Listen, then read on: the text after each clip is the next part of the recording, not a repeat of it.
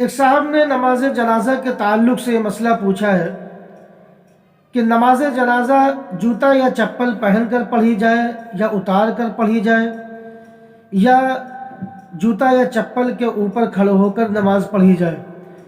اس لیے کہ بعض لوگ پہن کر نماز پڑھتے ہیں اور بعض لوگ اتار کر بالکل الگ رکھ دیتے ہیں پھر نماز پڑھتے ہیں، اور بعض لوگ جوتا یا چپل کو اتار کر اس کے اوپر کھڑے ہو کر نماز پڑھتے ہیں۔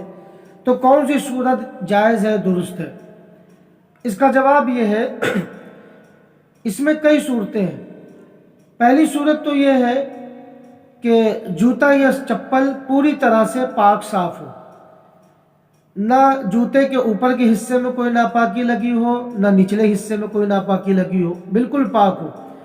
تو ایسی صورت میں نماز جنازہ پڑھتے وقت جوتا یا چپل اتارنا ضروری نہیں ہے۔ اگر کوئی شخص جوتا یا چپل پہن کر نماز پڑھ لیتا ہے اسی صورت میں تو جائز ہے، اور اگر کوئی اتار کر علیحدہ رکھ دے اور زمین صاف ستھری ہے، پاک ہے، زمین کے اوپر کھڑا ہو کر نماز پڑھ لے تب بھی کوئی حرج نہیں۔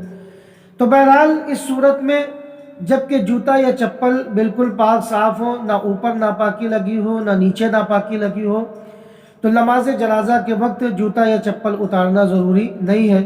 ان کو پہن کر اگر نماز پڑھی جائے گی تو نماز ہو جائے گی۔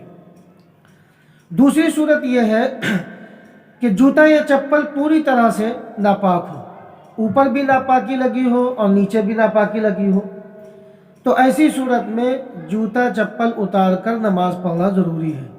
اگر کوئی شخص ایسی صورت میں جوتا یا چپل پہن کر نماز پڑھ لیتا ہے یا جوتا یا چپل اتار کر ان کے اوپر کھڑے ہو کر نماز پڑھتا ہے تو ایسی صورت میں نماز جنازہ درست نہیں ہوگی۔ ایسی صورت میں ہر حال میں جوتے چپل کو اتار کر علیحدہ رکھنا ضروری ہے۔ یہ دوسری صورت۔ اور تیسری صورت یہ ہے کہ اوپر کے حصے میں ناپاکی لگی ہو اور نیچے کا حصہ کیا ہو، پاک ہو، تو ایسی صورت میں بھی جوتے یا چپل کو اتارنا ضروری ہے، اور جوتے چپل کو اتار کر علیحدہ رکھ دیں گے اور زمین میں کھڑے ہو کر نماز پڑھیں گے۔ اس لیے کہ اگر اوپر رکھیں گے پیر تو اوپر تو ناپاکی لگی ہے تو نماز نہیں ہوگی۔